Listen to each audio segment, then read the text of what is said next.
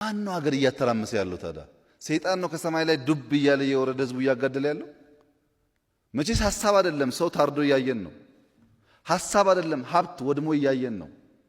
ይሄን የሚያደርገው ብልጽግና ውስጥ የተሰገሰገ ሌባና እናንተ ውስጥ የተሰገሰገ ሌባ ነው። ሁሉንም ካላጠራን በስተቀረ በእኛ ልክ የታሰረበት የለም። አሁን ከፓርቲ በቁጥር በእኛ ልክ የታሰረበት የለም። በዚህ ሁኔታ አንዳንድ ቦታ እኮ ዘሆል ካቢኔ ያሰርንባቸው ከተማዎችና ወረዳዎች አሉ። በቁጥር ከመጣ አብዛኛው የታሰረው የብልጽግና አመራር ነው፣ ቀጥሎ ፖሊስ ነው፣ ይቀጥላል። አሁን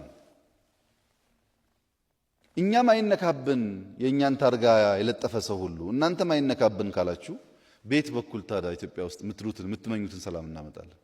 ወንጀለኛ አይኑር የሚል መግባባት መፍጠር ነው የሚሻለው። ይሄ እንደተጠበቀ ሆኖ የሐሳብ ነጻነት እርሶንም ቢሆን አይችሉም ማለት መብት ይኖረናል እንዴ? በጣም ብላችኋል እኮ ከዛም በላይ ብላችሁ የለ እንዴ? ከዛም በላይ እኮ በጣም ብዙ ብላችኋል። መች ተናግሬ ያውቃለሁ? የሚሳደቡ አለ እኮ ልክ አብሮ የቆሎ ጓደኛ ይመስል ሲሳደብ የሚውል እኮ አለ። ተናግሬ አላውቅም። እንዳሉት ነው፣ መፈቀድ አለበት እሱ። ምንም እንኳን ኢትዮጵያዊ ጨዋነት ያለበት ውይይት አስፈላጊ ቢሆንም በዚያ ብለን ያሰርነውም ማሰር ያለብንም ሰው የለም።